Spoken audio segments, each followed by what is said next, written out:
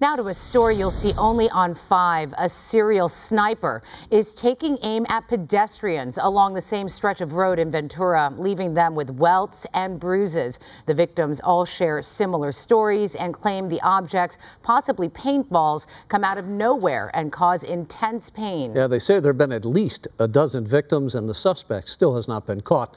Rachel Menitoff spoke to some of those victims and joins us live from Ventura with more. Rachel. Rick, Cher, good evening to you both. Yes, we spoke with 3 of the victims tonight. They really want to get the word out because they believe someone else could be more seriously injured, and it's only a matter of time before this person strikes again. A serial sniper shooting projectiles at people on this busy Ventura street. I felt a really painful, kind of hot, fast, sharp pain on the right side of my neck.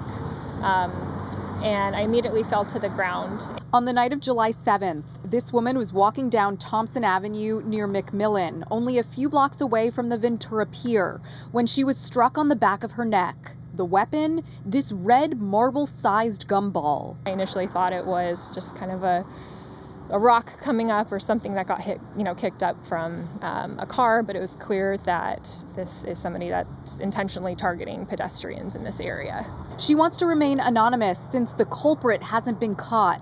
The victim posted about her experience to Reddit, and nearly a dozen people with similar experiences began writing in. I felt a terrible sting on the back of my shoulder, like very painful. This is April. She says she was targeted by what looked like a purple paintball on June 15th after breakfast with her family at Cafe Nouveau. I think somebody could seriously be injured, possibly, be hit in the head or in the eye or temple, something like that. And June was injured by this yellow gumball when she was picking up a propane tank from a U-Haul facility in June of last year. Normal people don't go around shooting people. To find out that it's happening to so many people on this same little stretch of road is very, very concerning. Each one of these shootings happens within a block or 2 radius, and every time the victim is completely caught off guard by the force of the object.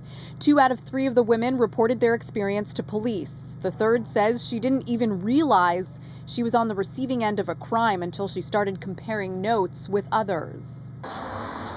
Alfredo Leon owns Mucho Gusto Barbershop, which is directly across the street from one of the attacks. He says post-COVID, this area has gone through a resurgence, and this lone shooter is certainly putting a damper on it.